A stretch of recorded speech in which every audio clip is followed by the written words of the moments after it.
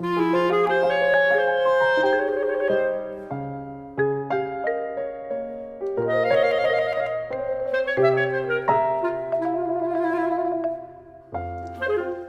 et bienvenue dans ce 8e magazine de TV Auxois, que vous êtes de plus en plus nombreux à suivre. En effet, le magazine numéro 7 a recueilli 3300 vues, et le numéro 6, dont le sculpteur Sylvain Lagneau était le point fort, lui a obtenu 11 170 vues. Au sommaire de cette 8e édition, le 5e salon du livre de Commarin, un concert de vielle à Meilly-Rouvre, magie et hypnose au Val-d'Ouche de Bligny, le rallye Trompe de Louche, et pour terminer, la suite des aventures de texte. Mais tout de suite, partons à la rencontre des écrivains de ce 5e salon du livre.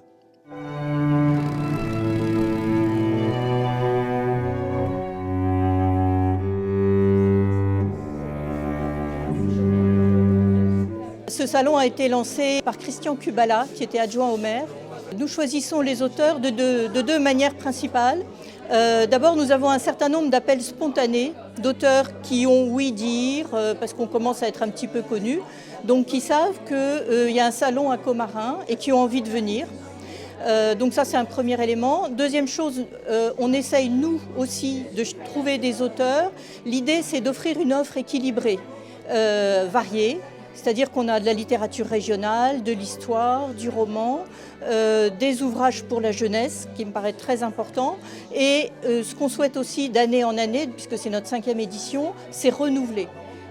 Permettre à des nouveaux talents de s'exprimer et aussi au public, bien sûr, de faire de nouvelles découvertes. Bonjour. On va essayer de parler de la condition d'auteur en Bourgogne.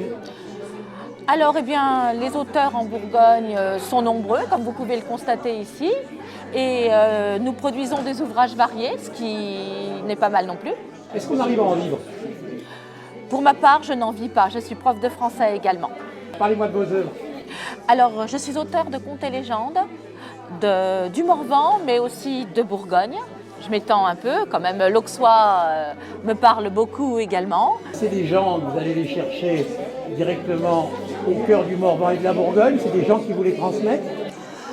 J'ai plusieurs sources pour ces légendes. Alors, évidemment, j'ai eu la chance de garder mon grand-père, qui est mort à l'âge de 97 ans. Donc, lui m'a transmis beaucoup de légendes. Et après, je me suis documentée. Je suis allée aux archives de Dijon.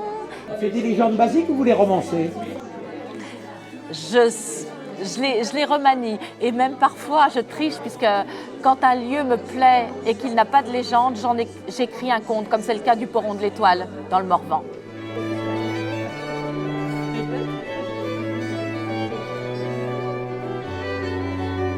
Comment vous êtes venu cette passion pour le canal de Bourgogne? Bon, c'est parce que j'habite tout près, j'habite à Pouilly, alors c'est tout de même l'endroit majeur pour le canal. Alors oui, j'ai deux thèmes là aujourd'hui. L'eau et le vin. Quand j'étais enfant de chœur, on avait les deux burettes, alors ça m'est resté.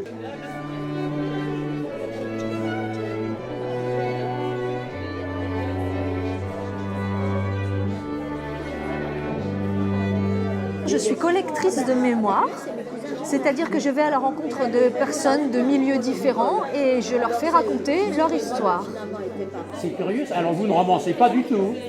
Non, je ne romance pas, je garde les témoignages. Naturellement, on ne parle pas comme un livre, donc je suis obligée de transformer les paroles, mais un minimum.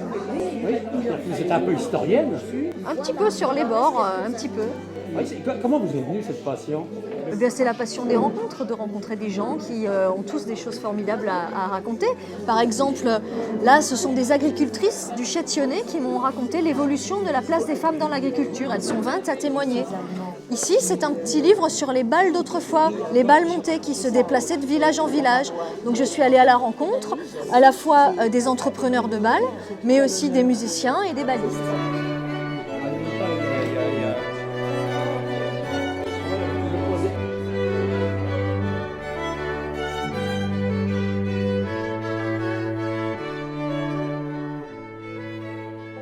Passons de la littérature à la musique traditionnelle avec la bande de vielle d'Yves Gros-Prêtre et la chorale des Grappilleurs, le tout relié par l'humour patois de Jean-Luc Debarre.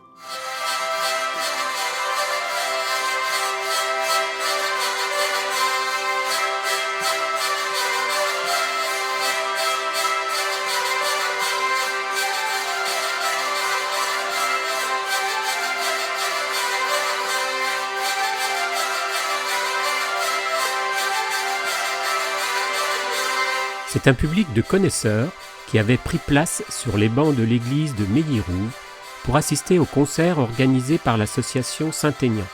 Association qui œuvre pour aider à la restauration de cet édifice, dont les premières pierres furent posées au XIIe siècle.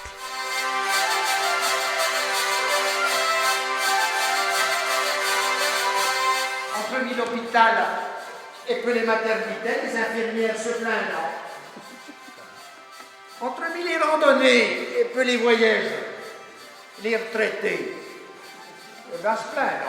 Entre mille les sécheresses et peu les pleurs, les paysans, à se plaindre. Entre mille les cabottes et peu les bergers, ben les végrons, à se plaindre.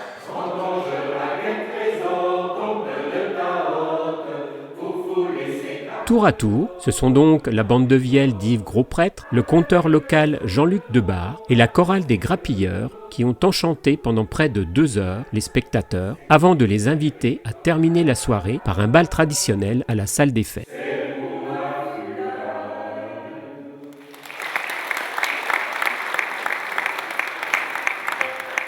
Pour son 21e anniversaire, le bar-restaurant Le Val-Douche à Bligny a organisé un déjeuner-spectacle animé par la chanteuse locale Eliza White, l'imitateur Florian, qui avait pris la 2e place au FBI du printemps dernier, et du magicien hypnotiseur Fabien De Forest.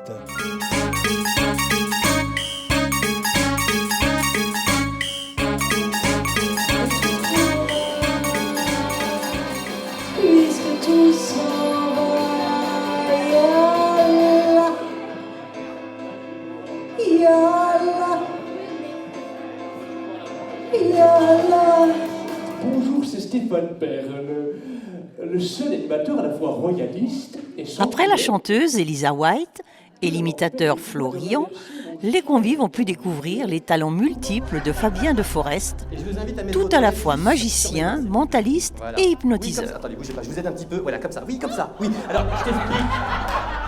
C'est quoi ton petit nom ? Isabelle. Alors Isabelle, tu prends la veste, tu la mets carrément, tu la jettes, tu te poses pas de questions, tu la jettes, d'accord ? Voilà, non mais quand je te le dis, là, allez jeter la veste. On va pas la rejeter, on va pas faire que ça. Si tu veux le refaire, vas-y, enlève la veste, ça te fait plaisir. C'est bon ? Toujours attaché ? Ouais, attends, bouge pas, c'est compliqué, parce que des fois ça tombe par terre. Non, quand ça tombe par terre, c'est pas joli. Donc, le but, tu l'as bien compris, c'est que tu donneras un top départ. Et au top départ, tu mets la veste, mais qui tombe sur moi, pas par terre. Hein. Eh ben oui. Et j'ai le droit à 45 secondes pour me libérer. D'accord ? Là, c'est super simple. Si tu veux enlever la veste, tu peux. Voilà. Les garçons, vous voulez vérifier les nœuds ? Oui, je suis toujours attaché, oui. Bah oui. Je peux ? Oui, tu peux vérifier. Tu veux refaire un nœud peut-être ? Non, ça te va ? Alors, comme tu... On peut ? Ouais, vas-y, fais-toi plaisir. Serre bien fort, hein. Très très fort. Voilà. Quand tu veux, tu donnes le top départ.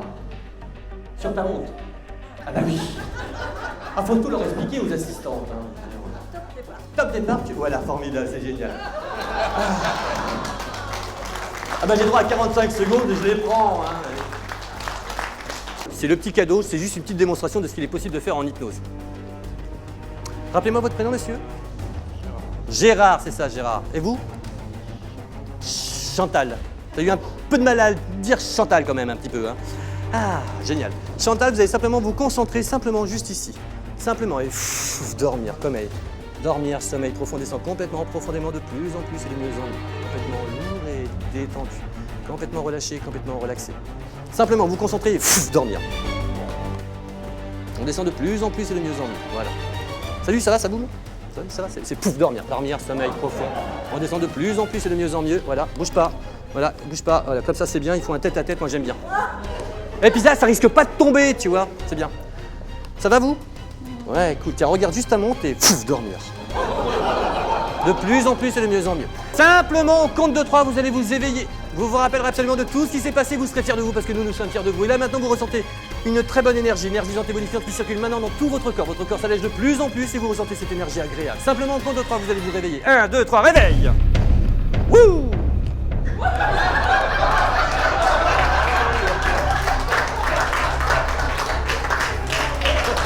Le rallye Trompe de Louche a été fort sollicité cette quinzaine. Tout d'abord au château de Sainte-Sabine le 3 décembre et ensuite à la journée de la chasse à la foire de Dijon. Je rappelle aux amoureux de la vénerie l'existence de ce très beau coffret comprenant CD et DVD que vous pouvez vous procurer en nous écrivant. Nous ferons suivre La Guillaume Tell.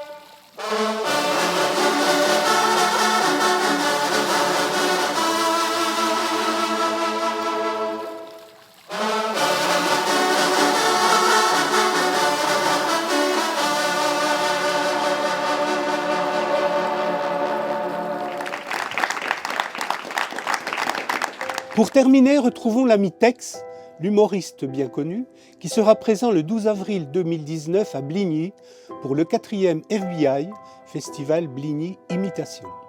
Pour ma part, je vous donne rendez-vous pour la prochaine édition et en attendant, je vous souhaite une foule de merveilleuses rencontres artistiques, bien sûr. J'adore d'ailleurs ce rapport entre les êtres humains et les animaux, parce que les femmes, par exemple, il leur faut 4 animaux pour réussir dans la vie.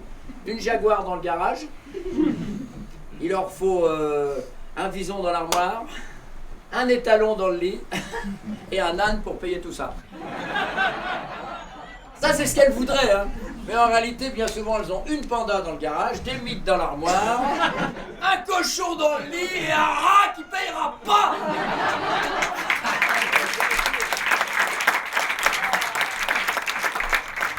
Et surtout, c'est mon plus grand fournisseur de blagues. Parce que je dois dire que je me régale à raconter des blagues à des gens, tu sais, des gens bien, des chirurgiens, des toubibs, des copains, etc.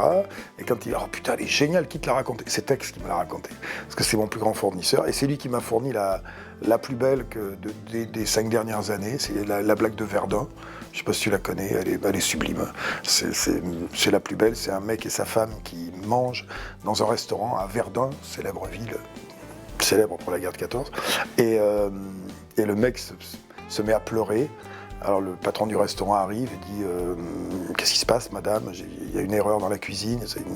Madame dit non, il faut le comprendre parce que son grand-père est mort en 14 ici et son père est mort en 40. Donc le restaurateur il dit écoutez, moi je suis patriote, je vous offre le repas. Et là, le gars relève le nez, il fait qu'est-ce qu'il y a? Le monsieur dit qu'il nous invite. Oh, Dankeschön. Ouais, celle-là, elle est sublime. Voilà. Et il y en a quelques-unes que j'ai reprises sur scène. J'ai même demandé, mais je lui ai demandé l'autorisation. Il y a un petit truc que je parle des flics dans leur camionnette sur scène. Et je lui ai dit, est-ce que je peux te piquer une vanne qu'il avait fait je parle de Maxime Le Forestier qui chantait les flics dans leur camionnette. C'est une maison bleue adossée à la colline. Voilà. Et ça, c'est texte. Alors, il passe de temps en temps sur le plateau et on a eu juste un différend un jour. On a eu un différend et ça m'a fait de la peine parce qu'il n'a pas compris. Et un jour, il est arrivé sur le plateau, je lui ai dit « Casse-toi, tu nous fais chier et tout ». Et il a pris au premier degré. Alors, je le fais souvent, ça à tout le monde, tu sais. Des fois, pour m'amuser, avec mon copain Norbert, par exemple, qui a le restaurant à Carcassonne, on peut passer 10 minutes dans le restaurant où j'arrive, il n'est pas là, le gros con. Tu vois, c'est un jeu. Et comme j'ai l'habitude de ce jeu, un jour, il est arrivé sur le plateau, texte, je lui fais « Oh, arrête, tu me fais chier, mais c'est qui ce mec ?» et tout. Et il part, et je me suis dit « Bon, il a compris ». Et après, il me dit « Ouais, mais tu m'as blessé. » Je me suis dit « Mais t'es con, quoi. Mais je t'aime. » C'est vrai que j'aime beaucoup ce garçon. Ça fait partie des bons clowns dont je fais partie.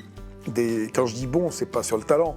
C'est des gens normaux qui font ce métier avec générosité, en fait, qui essaient de le faire avec générosité. Et je trouve que c'est un mec super. Voilà. Je peux pas te dire autre chose que j'espère qu'il m'aime autant que je l'aime. Voilà.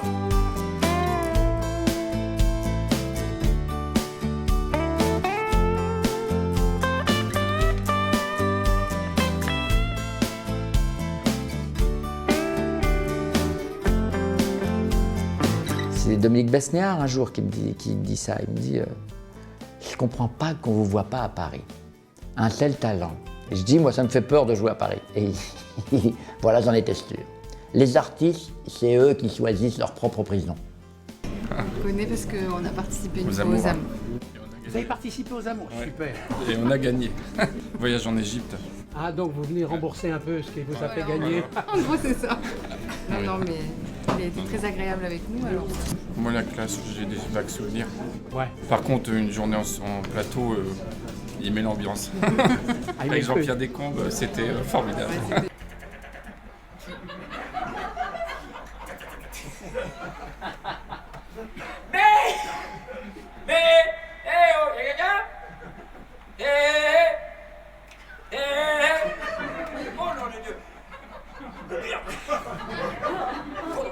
Mes frères,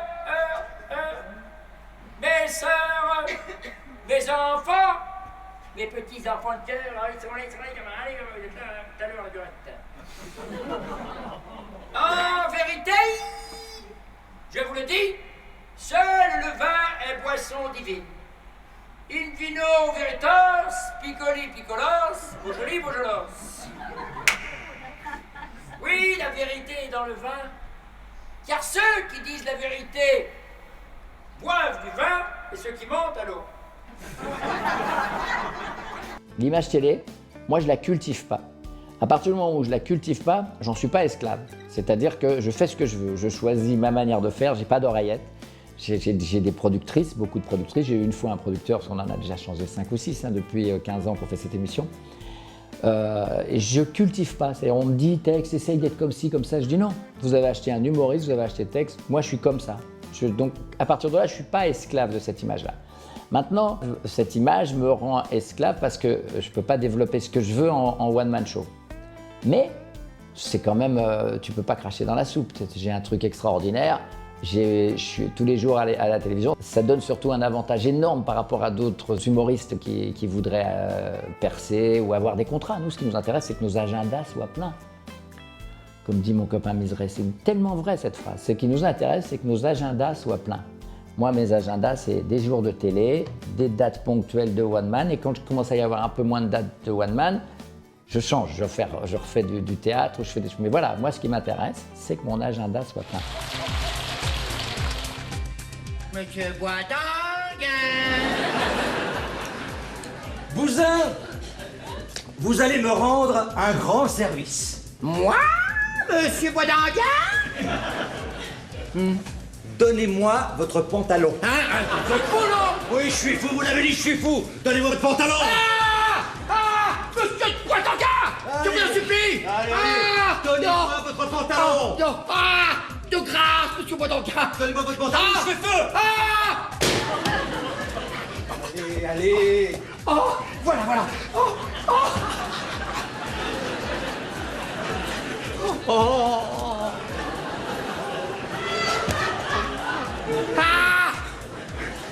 Oh là là.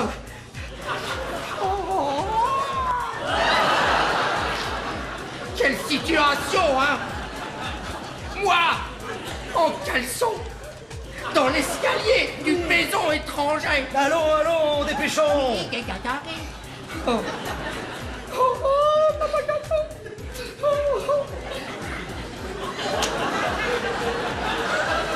Quand on progresse dans ce métier-là et qu'on a le sentiment de grimper les marches, on la voit la difficulté. Donc on a l'impression que tout ce qui t'arrive, c'est des récompenses après. Donc tu te dis, ouah, j'ai été récompensé de mon travail, j'ai grimpé les marches là, qui m'a aidé? Tu t'aperçois que c'est les autres qui t'ont aidé, donc tu dois rendre. Donc tu es obligé de rendre à tes copains, donc tu es obligé d'aimer les artistes, obligatoirement. Il faut aimer les artistes pour ça, puisque si tu les aimes pas, si tu n'avais pas été aimé, tu ne serais pas là. Donc au minimum, tu rends en aimant les autres artistes. Le public, tu es obligé de l'aimer parce que lui, il t'aime. Ça, c'est un rapport... Et puis après, soit tu as du respect pour les gens, soit tu es gentil. C'était Nathalie Baye qui avait dit un truc magnifique quand elle avait eu dernièrement, elle avait eu un César et puis elle avait mis un peu sa carrière entre parenthèses pendant quelques années, ou plus exactement, on lui avait mis entre parenthèses. Tu sais, j'aime bien quand ils racontent, les mecs, ils disent « Oui, j'ai mis ma carrière entre parenthèses ». Les mecs, plus personne t'appelle, alors forcément, tu la mets entre parenthèses. C'est pas toi qui l'as allumé, la veilleuse, c'est. Et elle disait, au moment où on lui donne sa récompense, elle dit « Quand on fait un métier aussi formidable, le minimum, c'est de le faire bien ».